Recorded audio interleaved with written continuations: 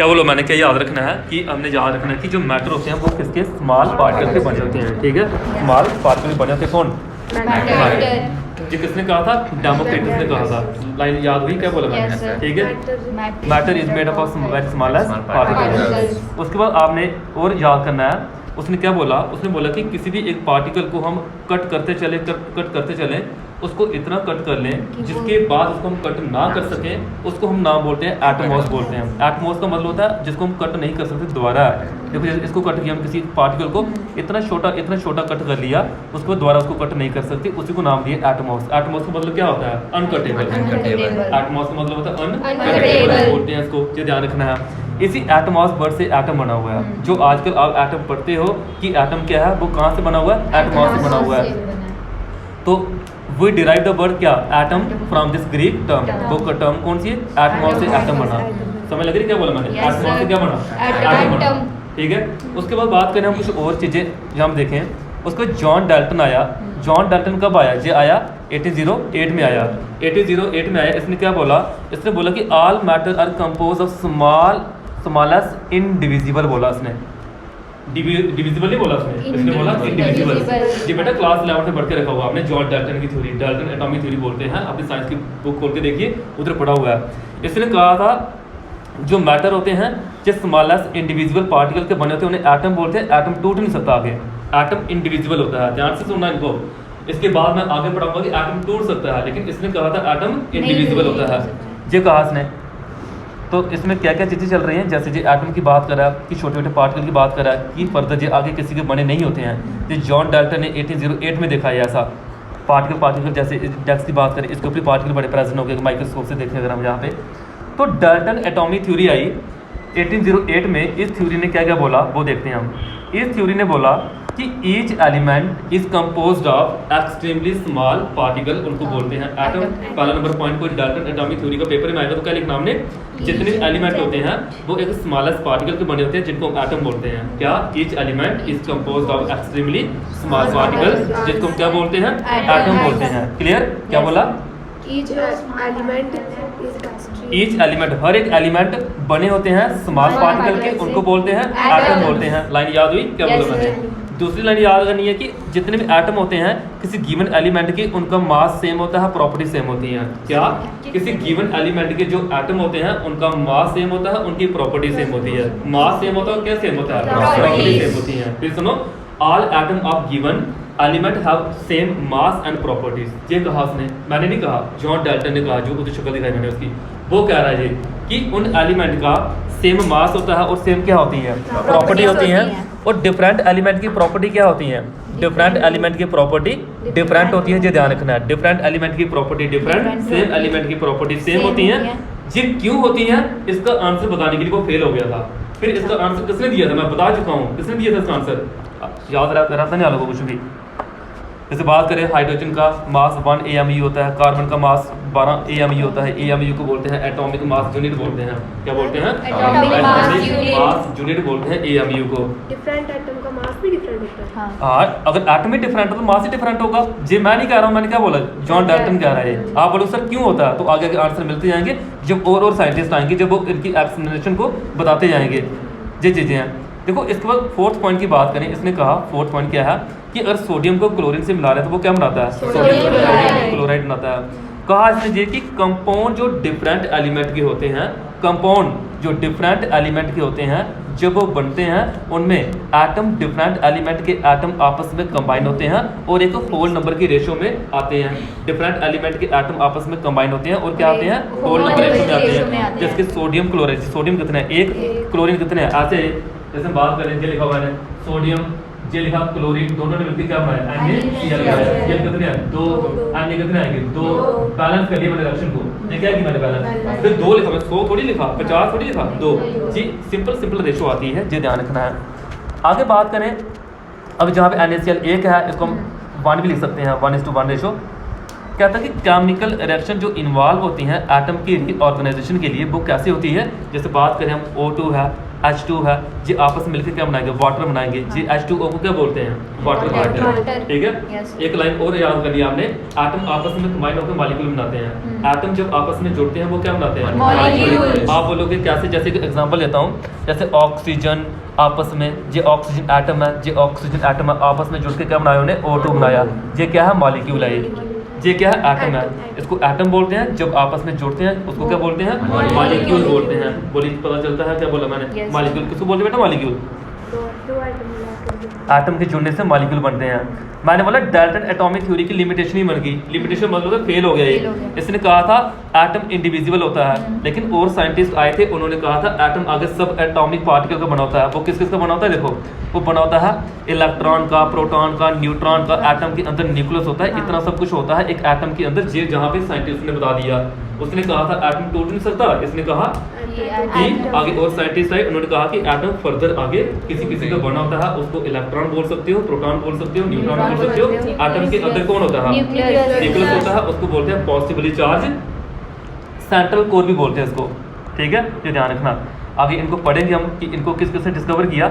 बाकी जैसे मैंने पीछे बताया कि सेम एलिमेंट के एटम की प्रॉपर्टी सेम होती है, और डिफरेंट different एलिमेंट के होती है। एटम की प्रॉपर्टी डिफरेंट होती है। वो क्यों होती है, ये आंसर नहीं दे पाया। पाया। और बाकी वाले आए, उन्होंने बताया सेम एलिमेंट के जो प्रॉपर्टी सेम होती है उनको आइसोटोप बोलते हैं। डिफरेंट एलिमेंट की प्रॉपर्टी जो डिफरेंट होती है उनको क्या बोलते हैं, आइसोबार आइसोबार बोलते हैं। आइसोटोप और आइसोबार के बारे में जॉन डाल्टन ने क्या बताया, जॉन डाल्टन ने बताया था कि उनकी जो उसने कुछ नहीं बताया। ठीक है, आइसोटोप आइसोबार के बारे में उसने कुछ नहीं नहीं बताया, बताया। फेल हो गया। फेल मैं क्या पढ़ा रहा हूँ, लिमिटेशन पढ़ा रहा हूँ कि वो फेल कहाँ हुआ। आइसोटोप आइसोबार में वो फेल हो गया। उसके बाद एटम टूट नहीं सकता, इसलिए वो फेल हो गया, इंडिविजुअल के लिए फेल हो गया। ठीक है। कौन, जॉन डाल्टन फेल हुआ। बोलिए पता चलता है क्या पढ़ाया मैंने। Yes, yes. जो इसके पॉइंट समझाया मैंने, वही उसकी लिमिटेशन बन गई कि ऐसा ऐसा उसने क्यों बोला और कैसे बोला। पेपर में क्वेश्चन आता है जॉन डाल्टन वाला। एक बार फिर से बता देता हूँ मैं क्या क्या पढ़ाया, रिपीट करा देता हूँ। जहाँ पे मैंने बोला कि मैटर किसके, एटम के बने होते हैं, ये टूट नहीं सकते हैं। ठीक है, स्मॉल पार्टिकल। थ्योरी में मैंने ये बताया कि ये किसके बने होते हैं, भाई सेम लाइन आ गई हाँ। कि सेम एलिमेंट के एटम की सेम प्रॉपर्टी, डिफरेंट की डिफरेंट होती Different है। होती है। लेकिन उसके बाद मैंने बोला कि जो आपस में एक सिंपल होल नंबर रेशियो में कंबाइन होते हैं। उसके बाद इसकी लिमिटेशन में क्या बताया मैंने, लिमिटेशन मैंने बताया कि जे इसने Fail कहा हो था गया, fail हो कि गया। इलेक्ट्रॉन, प्रोटॉन, न्यूट्रॉन के बारे में इसने कुछ नहीं बताया, और इसने आइसोटोप आइसोबार के बारे में कुछ नहीं बताया। बोलिए जहाँ कोई डाउट है पूछो, जो पूछना है। ठीक है, जॉन डाल्टन की कहानी सुना रहा हूँ लोगों को, क्या क्या कहा। सर हाँ? इससे बोला था कि वो उन्होंने ये एक्सप्लेन नहीं किया कि उसके अंदर इलेक्ट्रॉन, न्यूट्रॉन और प्रोटॉन होते हैं। किससे बोला, जॉन डाल्टन ने नहीं, उसने कहा ना, बताया नहीं था बस। सुनो, जॉन डाल्टन ने कहा इसके अंदर कुछ भी नहीं है। हम्म। और साइंटिस्ट आए, आप आगे, आपने बोला इसके अंदर सर इलेक्ट्रॉन होते हैं, प्रोटॉन होते हैं, न्यूट्रॉन। इट मीन्स उसने इलेक्ट्रॉन, प्रोटॉन, न्यूट्रॉन के बारे में बताया नहीं, Right. फेल हो गया। वही चीज़ मैं जहाँ पे लिखी जी। आगे देखो, एक इलेक्ट्रॉन होता क्या है जी, ऐसा नहीं कि एक इलेक्ट्रॉन एकदम से डिस्कवर हो गया। इलेक्ट्रॉन की डिस्कवरी के लिए आप फिजिक्स में जाओगे, कोई और साइंटिस्टों ने डिस्कवरी की है, केमिस्ट्री में जाओगे किसी और ने डिस्कवरी की हुई है। अलग अलग साइंटिस्ट अपने अपने एक्सपेरिमेंट करते रहते हैं, अपने अपने एक्सपेरिमेंट के थ्रू ये चीज़ें स्टडी करते रहते हैं। आपको दिखाई दे रहा है क्या लिखा हुआ है। अगर देखिए डिस्कवरी ऑफ इलेक्ट्रॉन, सबसे पहले चीज़ें याद करते जाना, जहाँ पे एक मार्क्स क्वेश्चन है। इलेक्ट्रॉन की डिस्कवरी जे थॉमसन ने की हुई है। क्या, J.J. इलेक्ट्रॉन की थॉमसन। डिस्कवरी किसने की है, J.J. थॉमसन। थॉमसन। याद रखना, याद क्लास में कल एंटर करूंगा जो चीजें आएंगी आप लोगों को। इसकी डिस्कवरी जे थॉमसन ने की है। कब की है, 1897 में की है जे थॉमसन ने। उसके बाद इसने डिस्कवरी जो की है, इसने एक एक्सपेरिमेंट किया था। क्या किया था, experiment किया उस था। एक्सपेरिमेंट को बोलते हैं कैथोड रे एक्सपेरिमेंट बोलते हैं। क्या बोलते हैं, Cathode ray experiment। एक्सपेरिमेंट बोलते हैं। बेटा किसको बोलते हैं, कैथोड रे एक्सपेरिमेंट किसको बोलते हैं। इलेक्ट्रॉन की डिस्कवरी के लिए जो एक्सपेरिमेंट किया गया था, उस एक्सपेरिमेंट को बोलते हैं कैथोड रे एक्सपेरिमेंट बोलते हैं। क्या बोलते हैं, किसको बोलते हैं, इलेक्ट्रॉन की डिस्कवरी, इलेक्ट्रॉन की डिस्कवरी के लिए जो एक्सपेरिमेंट किया गया था उसको कैथोड रे ट्यूब एक्सपेरिमेंट बोलते हैं। और इलेक्ट्रॉन की डिस्कवरी किसने की थी, जे थॉमसन ने की थी। कब की थी, 1897 में की थी। 1897 में क्या की गई थी, डिस्कवरी किसकी, इलेक्ट्रॉन की डिस्कवरी। ठीक है, Yes. इलेक्ट्रॉन की डिस्कवरी 1897 में जे थॉमसन के द्वारा, उसने कैथोड रे एक्सपेरिमेंट के द्वारा इसकी डिस्कवरी की गई थी। और जे थॉमसन की शक्ल देखनी, जे थे वो। ठीक है, साइंटिस्ट हैं, Yes. साइंटिस्ट के बाल हमेशा कम ही होते हैं। बात करें ये था उनका एक्सपेरिमेंट, ये एक्सपेरिमेंट, ये डायग्राम मैंने आपको ड्रा करवा चुका हूँ आप लोगों को। Yes, sir. इसने एक क्या किया था कि ग्लास ट्यूब ली, जो ग्लास ट्यूब ली है हाँ। उसके अंदर प्रेशर को कम रखा, प्रेशर जब प्रेशर को कम रखा और वोल्टेज को बढ़ा लिया, वोल्टेज को बढ़ाया, प्रेशर को कम रखा, उसने देखा एक लाइन सी जहाँ से निकली है वो लाइन कहाँ पे गई है, वो गई है एनोड की तरफ गई है। एनोड खुद प्लस होता है, हाँ। इसकी तरफ कौन आएगा माइनस, तो जो माइनस की डिस्कवरी थी, माइनस की डिस्कवरी थी। जैसे इस लाइनों ने इधर हिट किया, इधर एक चिंगारी जैसी निकली, वो चिंगारी एक ग्रीन कलर की थी। कौन सी कलर की थी वो? Green कलर की। इसको फ्लोरोसेंस भी बोलते हैं। क्या बोलते हैं? फ्लोरोसेंस। बोलते हैं। इसको सिंटिलेशन भी बोलते हैं, क्योंकि अलग अलग इंस्टीट्यूट में आप पढ़ रहे होंगे तो नए नए वर्ड आपने सीखे होंगे, तो मैं वही बता रहा हूँ। सिंटिलेशन भी बोलते हैं, फ्लोरोसेंस भी बोलते हैं। जिंक सल्फाइड स्क्रीन होती है, ताकि आप बच्चे ये नहीं बोलोगे सर हमने वो भी पढ़ा हुआ, वो भी पढ़ा हुआ है। बताने में सब कुछ बता सकता हूँ लोगों को, बस आप याद रखने वाले बनो। क्लियर? Yes, देखो sir. इनकी प्रॉपर्टी को डिस्कस करते हैं कि इनमें क्या क्या चीजें ऑब्जर्व की गई। याद आ लोगों उधर क्या क्या लगा था मैंने, चीजें इलेक्ट्रिक फील्ड की वजह से डिफ्लेक्ट होती हैं, हाँ। मैग्नेटिक फील्ड की वजह से डिफ्लेक्ट होती हैं, ये नेगेटिव चार्ज कैरी करती हैं, ये सीधी लाइन में चलती हैं। ठीक है, ये चीज़ें मैंने आप लोगों को लिखवा चुका हूँ, पढ़ा चुका हूँ। ये उसके बाद से रिवीजन करवा रहा हूँ। अगर एग्जाम में आपको कोई पूछे कि प्रॉपर्टी क्या है कैथोड रे की, आपने याद रखना है they produce a sharp shadow of the object place in their path. कहता है कि कोई ऑब्जेक्ट अगर इनके रास्ते में होगा तो उसकी वो शैडो क्रिएट करता है। इसका मतलब ये होता है कि ये लाइनें एक सीधी लाइन में चलती हैं। This shows that cathode ray travel in a कैसे स्ट्रेट लाइन। इधर से आपने सिर्फ इतना से याद रखना है, cathode ray travel in a straight line. याद हुआ क्या बोला मैंने? Cathode ray travel in a straight line. Cathode ray travel in a straight line. ये रेड कलर वाली लाइन आपने याद रखनी, ऊपर वाली चाहे याद नहीं भी रहेगी, इस तरह से याद रखना आपने। ये कैथोड रे जहाँ से आएंगी, बीच में कोई ऑब्जेक्ट होगा उसकी वो शैडो क्रिएट करेगी। शैडो मतलब ये कि धूप में खड़े हो जाओ, क्या बोलोगे आप? बोलोगे मेरे को छाया करे ये धूप, तो शैडो ऑटोमेटिकली क्रिएट होगी। वही शैडो जहाँ पे वो उन्होंने देखी। आगे ये है कि कहता कि अगर कोई बीच में कोई पैडल रखा हुआ है, पैडल यानी कोई रोटेटर रखा हुआ मैंने, ये घूम सकता है। जैसे रेस आई, मान लो इसको मैंने ऐसे रखा हुआ है, ऊपर से पानी आया, पानी क्या करेगा? हिट करेगा, इसको क्या करेगा? घुमाएगा। कहता कि जब इसको घुमाएगा हम बोलेंगे इसको काइनेटिक एनर्जी उसने बना ली। वही लिखा कि if a light paddle wheel is place in their path. कहता है लाइट वेट पैडल व्हील को अगर हम इसके रास्ते में रखेंगे, ये रेस उसको घुमा देती हैं, रोटेट करवा देती हैं। इसका मतलब ये होता है कि कैथोड रे मटेरियल पार्टिकल की बनी हुई है। क्या कैथोड रे? पहला मैंने बोला सीधी लाइन में चलती है, दूसरा मटेरियल पार्टिकल की बनी होती है। मटेरियल पार्टिकल की इसलिए बनी होती है क्योंकि उसने उसको रास्ते में पड़ी हुई चीज को घुमा लिया। क्या किया? घुमा लिया। They are made up of material particle because they rotate a wheel, because they have the ability to rotate the wheel. They are made up of material particle. याद को पॉइंट क्या बोला मैंने? किसकी बनी है वो? मटेरियल पार्टिकल की बनी है। ठीक है, कहाँ से पता चला? एक्सपेरिमेंट करके पता चला। वो व्हील को क्या करी थी, रास्ते में पड़े हुए उसको रोटेट करवा रहे थे। इसकी वीडियो भी मैंने आप लोगों को दिखाई थी, जहाँ वीडियो भी प्ले नहीं हो रही है, जिससे पिक्चर आ गई है अभी। प्रॉपर्टी ऑफ कैथोड रे की बात करें और बात करें तीसरे पॉइंट की, कहते हैं when cathode ray are pass through an electric field they are deflected toward the positive plate. सुनो ध्यान से, कहते हैं जब कैथोड रे के ऊपर हमने इलेक्ट्रिक फील्ड को लगाया, इलेक्ट्रिक फील्ड होती है उसके ऊपर एक होता है प्लस चार्ज, एक होता है माइनस चार्ज। क्या होता है? प्लस चार्ज और माइनस चार्ज। जब कभी देखिए इसको इलेक्ट्रिक फील्ड बोलते हैं। इलेक्ट्रिक फील्ड कहाँ से आती है? चार्ज की वजह से डेवलप होती है। ठीक है, किसकी वजह से? चार्ज की वजह से। कौन डेवलप होती है? Electric field. कहता है कि जब इलेक्ट्रिक फील्ड को हमने लगाया, जो ये कैथोड रे थी ये कहाँ पे चल गई? प्लस की तरफ चल गई। ये प्लस की तरफ चल गई, नीचे प्लस दिख रहा है, ये इसकी तरफ चलेगी। ये प्लस है, देखा इसमें टिक किया, इसकी तरफ चलेगी। इसका मतलब ये है कि ये खुद क्या बनी हुई है? नेगेटिव बनी हुई है। तो अभी हम लिखा this shows that this rays carry कौन सा? Negative charge. ठीक है, कौन सा चार्ज? Negative charge. अभी ये मत बोलना कैथोड रे के ऊपर एक पॉजिटिव चार्ज होता है, कैथोड रे के ऊपर क्या होता है? नेगेटिव चार्ज होता है। इतना आपने याद रखना है। आगे बात करें कुछ और, बताइए 3 पॉइंट क्या बताया मैंने अभी? कैथोड रे हमेशा स्ट्रेट लाइन में हाँ चलती जी। है और कैथोड अब बताओ दूसरा पॉइंट। ये बनी होती है मटेरियल पार्टिकल बनी होती है। तीसरा क्या? Negative charge. Negative charge carry करती है। 3 पॉइंट याद हुए? Yes, sir. ठीक है, ये याद रखने हैं। उसके बाद कहता है कि this particle carry negative charge were called. जो नेगेटिव चार्ज कैरी करती है इनको नेगेट्रॉन बोलते हैं। आप जहाँ भी पढ़ोगे आपको जो नेगेट्रॉन वर्ड आपको नहीं पढ़ाया जाएगा, ये याद रखना। नेगेटिव पढ़ाया जाएगा आपको सीधे, देखिए नेगेटिव वर्ड आया कहाँ से? नेगेट्रॉन से आया।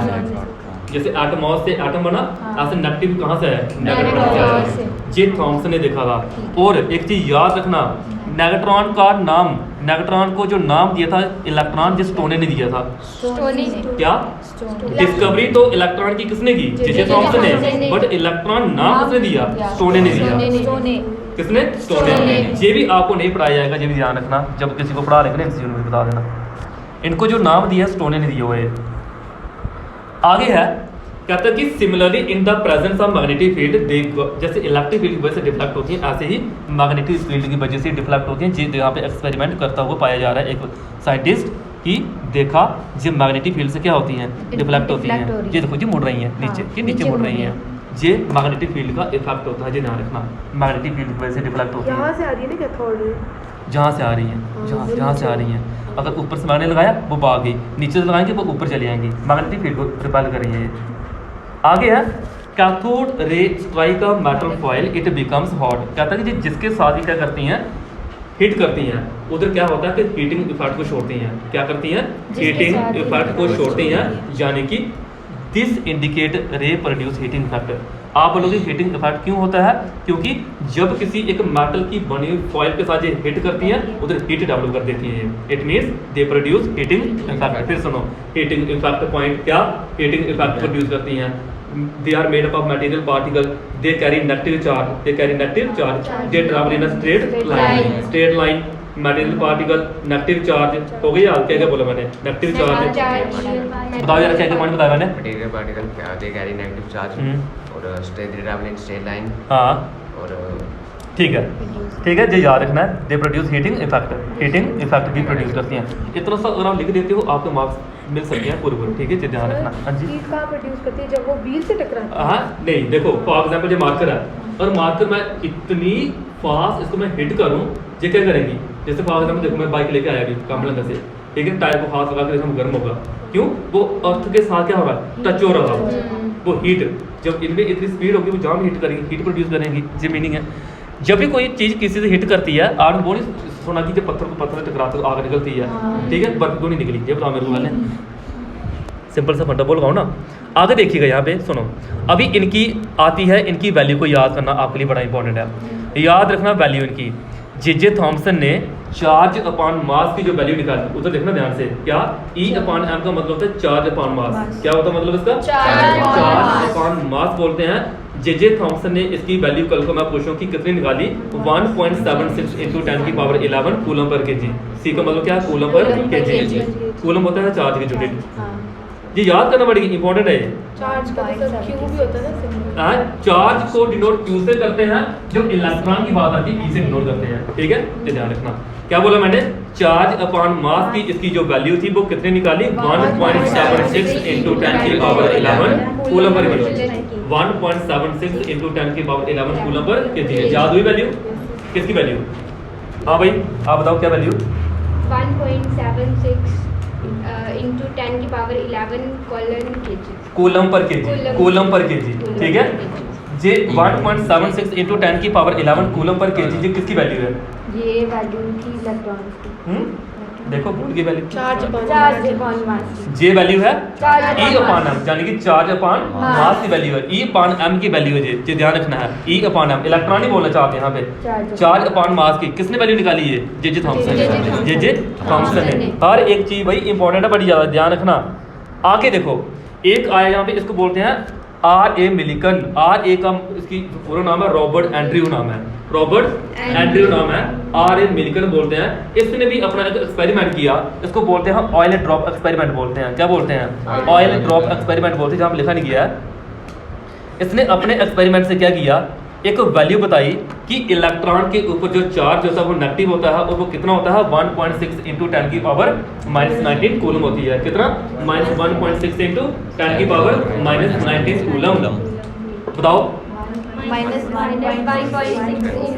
10 की पावर -19 कूलम।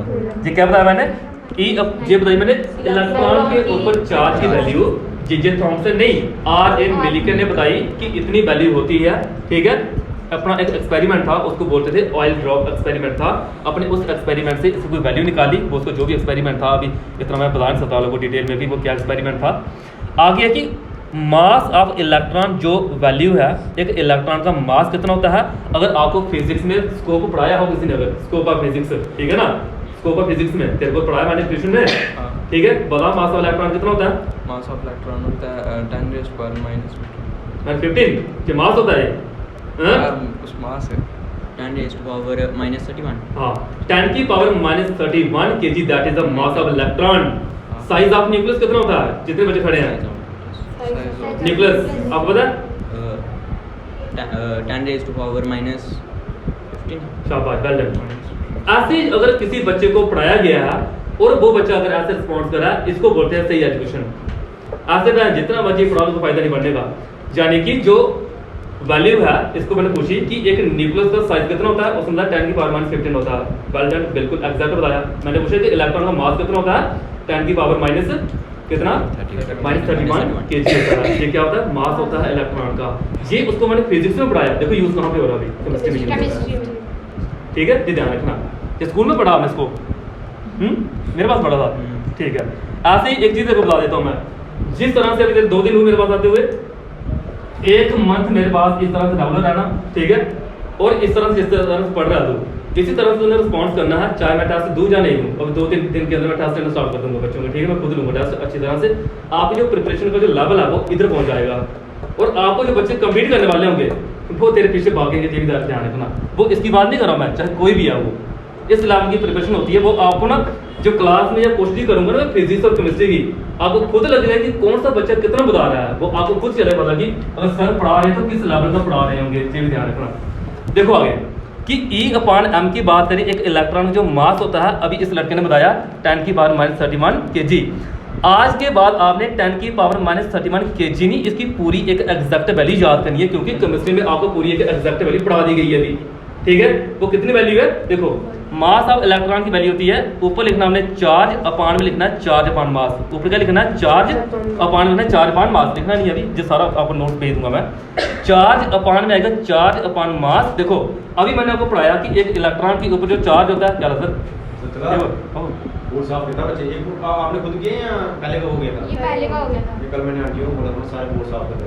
अरे बड़ा गंदा हो जाता है ना। अरे अच्छा देखो ये है 3 विचार है नहीं साइंस। ठीक है, आप लिख दिया ना एक का ही है एक कुछ बड़ी डेरिवेशन याद है। बाकी मैंने देखे होते थोड़े आर्टिकल है, मैंने वो सारे गिनदे तो मैं देखा उधर 5/4 भी मिले कि ते 6/4 दिया गया था। एक असली से तो कम लाया नहीं, 5/4 भी एक पीस मिला। अच्छा 100 रुपए के फोटा का एला रेट नंदो इधर ना पाले के शो रहा उनके शो है कल ऐसे 90 मिला था। हां इतना पक्को इधर चलो ऐसे बात नहीं कर। ठीक जाओगी भाई पहले जाओगी। Yes, sir, 9.1. यहाँ पे नहीं नेगेटिव ऊपर था ना -1. वो मैग्नीट्यूड को रिप्रेजेंट करता है। फिजिक्स में पढ़ा आपने मैग्नीट्यूड, डायरेक्शन बड़ी Yes. हर बार नेगेटिव नहीं लगाते, जो साथ नेगेटिव लगाता है वो सिर्फ एक मैग्नीट्यूड को रिप्रेजेंट करता है। ये ध्यान रखना है। इलेक्ट्रॉन की जो वैल्यू लिखी गई है 1.6 × 10 की पावर -19 कूलम अपान में जो वैल्यू है E/m की, वो पीछे मैंने आपको बताई 1.76 × 10 की पावर 11 कूलम पर kg। इन्हीं दो वैल्यू को जब डिवाइड करते हो, डिवाइड करना आपने वैल्यू को, ये 10 की पावर 11 जो ऊपर चले जाएगा, 10 की पावर 11 जब ऊपर जाएगा, इस पूरे को सॉल्व करोगे 9.1, पूरी नहीं याद करनी, 9.1 × 10 की पावर -31 kg। क्या आज के बाद अगर मैं पूछूं आप लोगों को, सुनते जाना कि जो इलेक्ट्रॉन का मास होता है कितना होता है 9.1 × 10 की पावर -31 kg।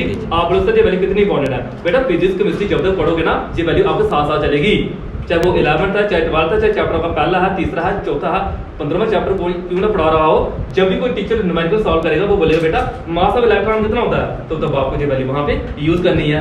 वो पूछेगी ये वैल्यू बड़ी यूज होती है, जो पीछे वैल्यू है वो सिर्फ इस क्वेश्चन के लिए वैल्यू यूज होगी, ज्यादा यूज नहीं होगी। कोई पूछे कि R.A. मिलिकन एक्सपेरिमेंट के अकॉर्डिंग, जिसको ऑयल ड्रॉप एक्सपेरिमेंट नाम ही दिया, उसके अकॉर्डिंग जो वैल्यू होती है वो कितनी थी? 1.6 × 10 की पावर -19 जो वैल्यू थी। क्लियर? 1.6 × 10 की पावर -19 इतनी। उसके बाद इससे पहले मैंने क्या बोला? मैंने बोला चार्ज अपान मास, डिजिट थॉमसन की वैल्यू, चार्ज अपान मास कितनी वैल्यू? 1.76 10 की पावर 11 कूलम पर kg। ये वैल्यू टेस्ट में रखना अगर केमिस्ट्री को अच्छे से बनाना ना, और मेरे साथ अच्छे से चलना है तो आप लोगों को अच्छे से पढ़ना पड़ेगा। दुनिया की कोई ताकत आपको हरा नहीं पाएगी, ये याद रखना, चाहे वो किसी स्कूल का बच्चा क्यों ना हो। क्वेश्चन समझ लगी पहले क्या बताया मैंने? ठीक है, चलिए अपनी जगह पे जितना मैंने पढ़ाया उसको कॉपी पे लिखो, देखता हूँ कितने बच्चों को कितनी समय लगी है। जितना मैंने पढ़ाया उसको कॉपी पे लिखिए